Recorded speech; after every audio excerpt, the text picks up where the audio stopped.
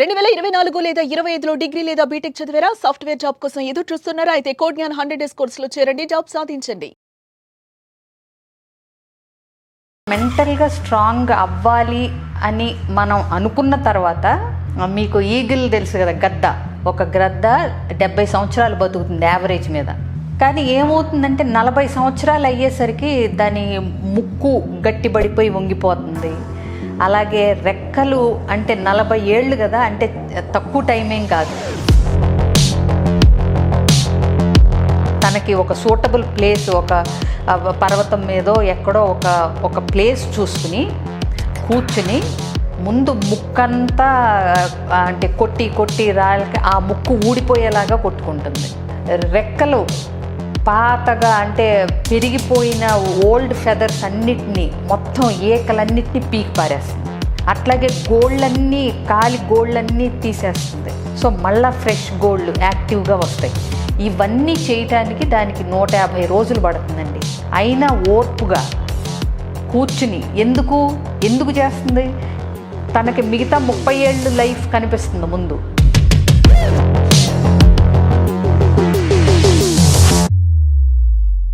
నమస్కారం విజయపేతన గారు. నమస్తే నాగరాజ్ గారు. మీరు చెప్పేటువంటి కంటెంట్ ఏదైతే ఉంటుందో ప్రతి దాంట్లోనూ ఒక మంచి లైఫ్ లెసన్ ఉంటుందన్న.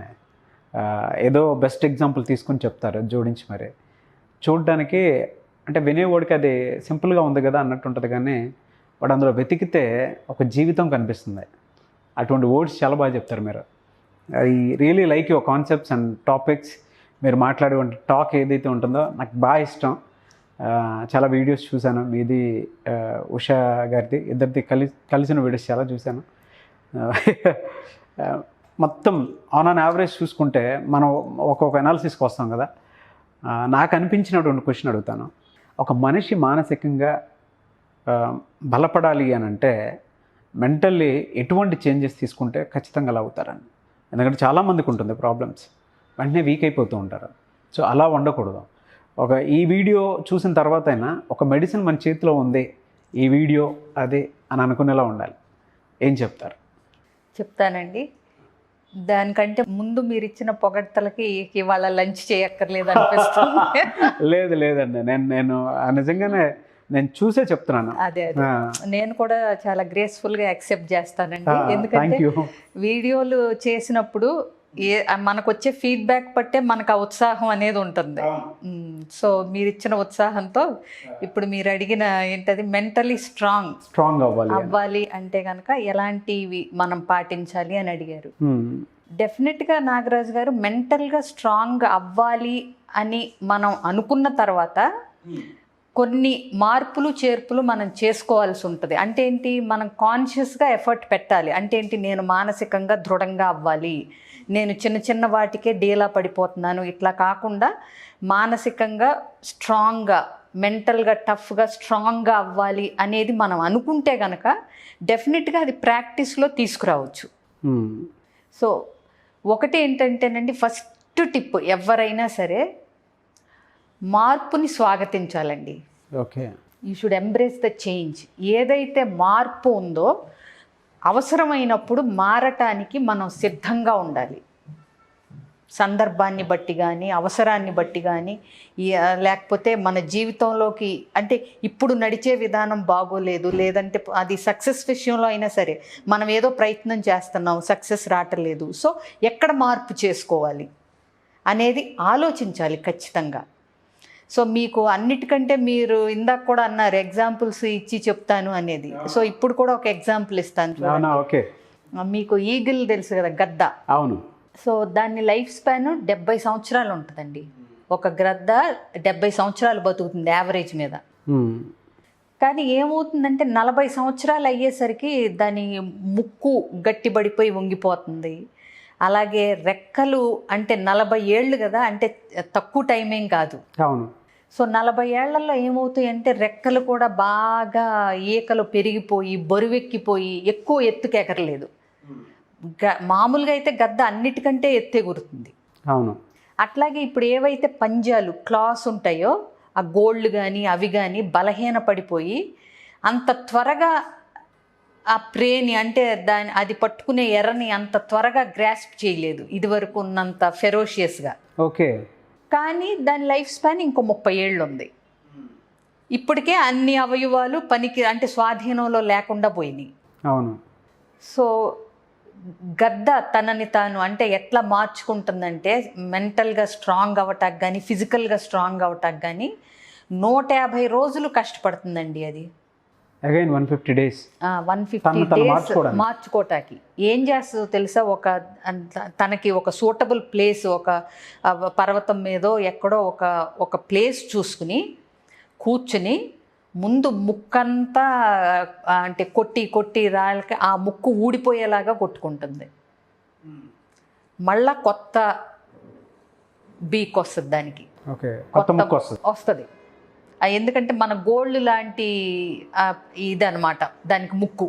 సో మన గోల్డ్ కట్ చేసుకుంటే మళ్ళీ ఎట్లా పెరుగుతాయో దానికి ముక్కు కూడా అట్లా పెరిగిపోతుంది, ఆ బీక్ కూడా. అది పెరిగిన తర్వాత దాన్ని మళ్ళీ ముక్కుని షార్ప్ చేసుకుంటుంది. చేసిన తర్వాత ఏం చేస్తుందో తెలుసా మీకు, రెక్కలు పాతగా అంటే పెరిగిపోయిన ఓల్డ్ ఫెదర్స్ అన్నిటినీ మొత్తం ఏకలన్నిటినీ పీకి పారేస్తుంది బోడిగా.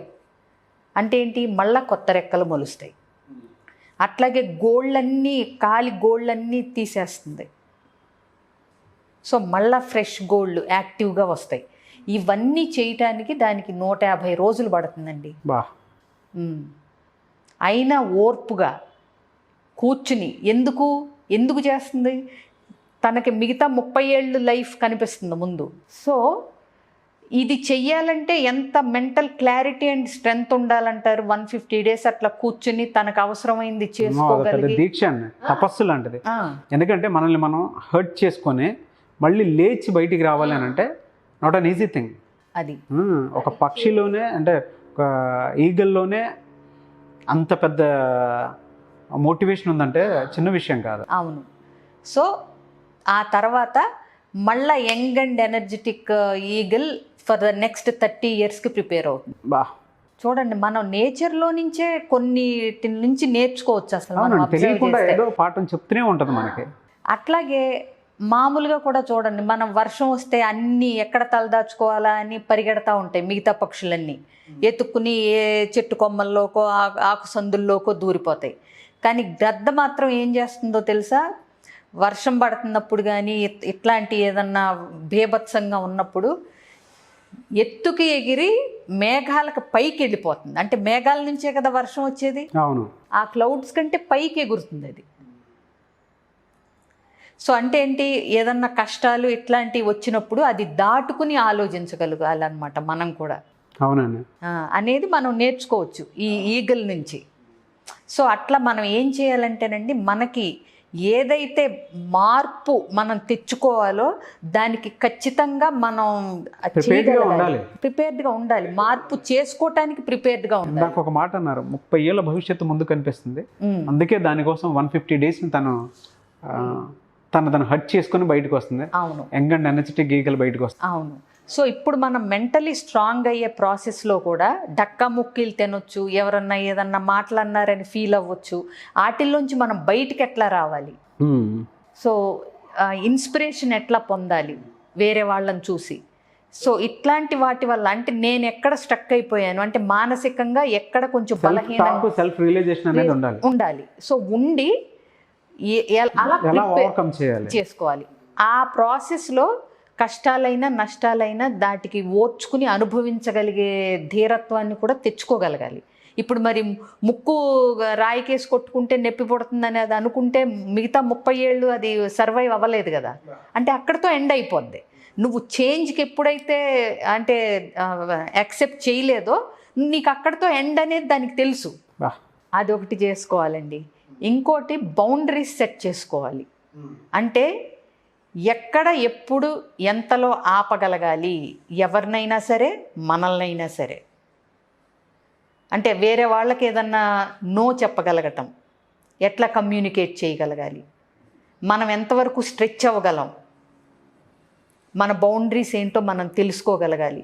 అట్లాగే అవసరమైతే వాళ్ళకి నేను ఇంతవరకే చేయగలను, మీరు నా పరిధిలోకి ఇంతవరకే రాగలరు అనేది కూడా బౌండరీస్ సెట్ చేసుకోవాలి. అందరినీ అన్నిట్లోనూ ఇన్వాల్వ్ చేయలేం కదా. అవును. సో ఎవరికి ఎంతవరకు వెసులుబాటు చొరబాటు ఇవ్వగలరో మీ జీవితంలో, మీ మనసులో కానీ, మీ బిజినెస్లో కానీ, మీ లైఫ్లో కానీ అంతవరకే సెట్ చేయగలగాలి. అంటే అందరూ మన సర్కిల్స్ ఉంటాయి మనకు కూడా, అవునండి. క్లోజ్, నెక్స్ట్ మధ్యలో, నెక్స్ట్ చివర అనేది ఎవరిని ఎక్కడ పెడితే మీకు యూజ్ అవుతుంది, మీకు మానసికంగా బెటర్ అవుతుంది, మీకు లైఫ్లో యూజ్ అవుతుంది అనేది వాళ్ళని అక్కడక్కడ విభజించగలగాలి. అంటే మన మనసుకు దగ్గర అయిన వాళ్ళు కొంతమంది ఉంటారు, మనకు బిజినెస్లో దగ్గర అయ్యే వాళ్ళు కొంతమంది ఉంటారు, లైఫ్లో క్లోజ్ అయ్యే వాళ్ళు కొంతమంది ఉంటారు. ఎవరిని ఎక్కడెక్కడ పెట్టాలో సర్కిల్స్లో అనేది మనకి ఏంటంటే స్ట్రెస్ లేకుండా అవతల వాళ్ళని బట్టి మనల్ని బట్టి అక్కడక్కడ పెట్టగలగాలి. ఆ బౌండరీస్ అనేది సెట్ చేసుకోగలగాలి. అది లేనప్పుడు ఏమవుతుందంటే అండి, ఇంటర్ఫీరెన్స్ ఎక్కువ అవుతుంది. ఇంటర్ఫీరెన్స్ ఎక్కువ అవుతుందని మీరు ఫీల్ అయితే మీకు అది మెంటల్గా స్ట్రెస్ క్రియేట్ చేస్తుంది. అది ఇంకొకటి, ఫెయిల్యూర్స్ని యాక్సెప్ట్ చేయగలగాలండి. ఇప్పుడు థామస్ ఆల్వా ఎడిసన్ 1914లో ఆయన ల్యాబొరేటరీ, ఆయన ప్రయోగాలు చేసే మొత్తం కాలి బూడిదైపోయి ఆయనకి ఆ రోజుల్లోనే సుమారుగా ఎన్నో $1 మిలియన్ నష్టం జరిగిందంట. అదే ఒక కామన్ మ్యాన్ అయితే వెంటనే డీలా పడిపోతారు. అవును. సో ఆయన ఏమనుకున్నాడంటే, ఇన్నాళ్ల వరకు నేను చేసిన, అంటే అందులో ఆయన ల్యాబ్ ఎక్స్పెరిమెంట్స్ ఆయన ఎన్ని కనుక్కున్నాడు కదా, అన్నీ కాలిపోయినాయి. అంటే ఏంటి, స్క్రాచ్ నుంచి మొదలు పెట్టాలి. సో ఒక్కటే అనుకున్నాడు, ఇవాళ వరకు నేను చేసిన తప్పులన్నీ కాలిపోయినాయి, నేను మళ్ళా ఫ్రెష్గా మొదలు పెట్టగలను, నా దగ్గర విషయం ఉంది, అవన్నీ నేనే కదా చేశాను, నాకు ఇక్కడ ఉన్నాయి అవన్నీ, సో నేను మళ్ళీ మొదలు పెడతాను అనుకున్నాడు. లేదంటే కొంతమంది డీలా పడి డిప్రెస్ అయిపోయారు అనుకోండి. ఎన్ని కథలు వినలేదు మనం, ఎంతెంతో హై అంటే మెంటల్ ఐక్యూ ఉన్నాళ్ళు డీలా పడిపోయి అక్కడతో లైఫ్ క్లోజ్ అయిపోయినాళ్ళు. అంటే వెళ్ళిపోవటం, చనిపోవటం అని కాదు, కెరీర్ కానీ ఏదైనా సరే ఫుల్ స్టాప్ పెట్టేసుకుని వెనకబడిపోయిన వాళ్ళని కూడా చూసాం మనం. కానీ ఆయన అట్లా, అంటే ఆ మెంటల్ టఫ్నెస్ అంటే ఏంటంటే తన మీద తనకు నమ్మకం. అట్లాగే జీవితంలో విజయాలతో పాటు ఓడిపోవటాలు కూడా ఉంటాయి, ఫెయిల్యూర్స్ కూడా ఉంటాయి అనేది ఒప్పుకోగలగాలి. అవును. So you should be prepared. ఇప్పుడు మనకి ఎలాన్ మస్క్ అనే పేరు కూడా వింటాం మనం ఎప్పుడు ఆయన సక్సెస్ స్టోరీస్ వింటాం, ఆహా ఓహో అంత ఇంత ఇలా చేశాడు, స్పేస్ ఎక్స్ అది ఇదని మాట్లాడుకుంటాం.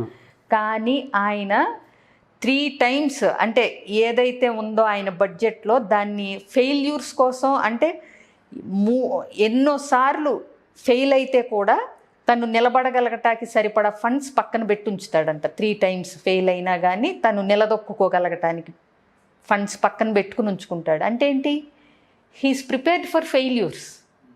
అంటే జీవితంలో అన్ని మనిషి అనుకున్నట్టే జరగవు కదండి. అవునండి. మనం ఒకటి అనుకుంటాం, జీవితం ఒకటి చూపిస్తుంది మనకి.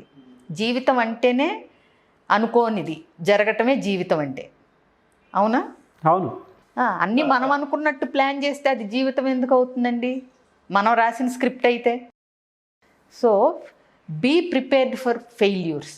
సో ప్రిపేర్డ్గా ఉన్నారనుకోండి, మీరు మెంటల్గా వీక్ అవ్వాల్సిన పని ఉండదు. ఎస్, అంతే కదా. అవును. అట్లాగే మీరు ఒప్పుకోగలిగారు అనుకోండి, నాకు ఇది జరిగింది నష్టం అనేది ఒప్పుకోగలిగితే వెంటనే మీకు దాని నుంచి బయటపడటం ఎలా అనేది ఆలోచించగలుగుతారు. ఒప్పుకోలేకపోయారనుకోండి, అక్కడే సర్కిల్స్లో తిరుగుతుంటారు, సెల్ఫ్ హర్ట్, స్టక్ అయిపోతారు. హర్టింగ్. అప్పుడు మాలాంటి వాళ్ళు అవసరం వస్తుంది. ఇప్పటికీ చాలామంది వీడియో చూసిన తర్వాత అయినా సరే కొంతమంది మారకుండా, సో మీలాంటి వాళ్ళు అవసరం చాలామంది కావాలనుకుంటారు. వాళ్ళకి మీరు టైం ఇస్తారా? ఇస్తానండి, నా పనే అది. సో చేంజ్ని తెచ్చుకోగలగాలి మన పర్సనాలిటీలోకి, మనకు అవసరమైనప్పుడు మారగలగాలి. అవును. అట్లాగే ఫెయిల్యూర్స్ని ఒప్పుకోగలగాలి, ప్లస్ ఫెయిల్యూర్స్కి ప్రిపేర్డ్గా ఉండాలి. ఇంకోటి బౌండరీస్ సెట్ చేసుకోగలగాలి. అవును. ఇంకా చాలా ఉంటాయండి. మీరు ఇందాక ఒక మాట అన్నారు ఎలన్ మస్క్ గారి గురించి, 3 times అంటే ఫెయిల్యూర్ వస్తుందేమో అని చెప్పి ప్రిపేర్డ్గా ఉంటారు. అంటే తను చేసే అన్ని లార్జ్ స్కేల్లో ఉంటాయి కదండి. సో 3 సార్లు నష్టపోయినా కానీ నిలబట్టాకి సరిపడా ఫండ్స్ పక్కన పెడతాడు ఆయన మళ్ళా. గ్రేట్. చాలా మంచి విషయాలు చెప్పారండి, ధైర్యాన్ని ఇచ్చేటువంటి మాటలు చెప్పారు. థ్యాంక్ యూ సో మచ్ విజయపెద్దిన గారు. చూసారు కదండి, ఈ వీడియోపై మీ అభిప్రాయాన్ని కామెంట్ బాక్స్లో పోస్ట్ చేయండి. అండ్ కామన్ థింగ్స్ ప్రాబ్లం ప్రతి ఒక్కరికి ఉంటుంది, కానీ వాటికి సొల్యూషన్స్ మాత్రం తక్కువ మందికే తెలుస్తూ ఉంటుంది. సో కొంతమంది షేర్ చేసుకొని బయటపడతారు, కొంతమంది ఏ విధంగా బయటపడాలో తెలియదు, ఇంట్రోవర్ట్స్ ఉంటారు. సో అటువంటి వాళ్ళు మీకు కనుక వీడియో నచ్చిన తర్వాత విజయపెద్దిన గారితో మాట్లాడి సో ఆ ప్రాబ్లమ్ని సాల్వ్ అవుట్ చేసుకొని బయటికి రావాలి అనుకునేటువంటి వాళ్ళు, కొత్త లైఫ్ స్టైల్ కోసం చూసేటువంటి వాళ్ళు, ఆన్లైన్ ఆఫ్లైన్ క్లాసెస్ అయినా సరే, వర్క్షాప్స్ అయినా సరే, విజయపెద్దిన గారికి డైరెక్ట్ అపాయింట్మెంట్ అయినా సరే కావాలి అనుకునేటువంటి వాళ్ళు స్క్రీన్ మీద కనిపిస్తున్నటువంటి నెంబర్కి వెంటనే సంప్రదించండి. ఈ వీడియోని లైక్ చేయండి, షేర్ మాత్రం తప్పకుండా చేయండి. ఇలాంటి మరిన్ని వీడియోస్ కోసం మా ఛానల్ ఫాలో అవ్వండి. Thank you.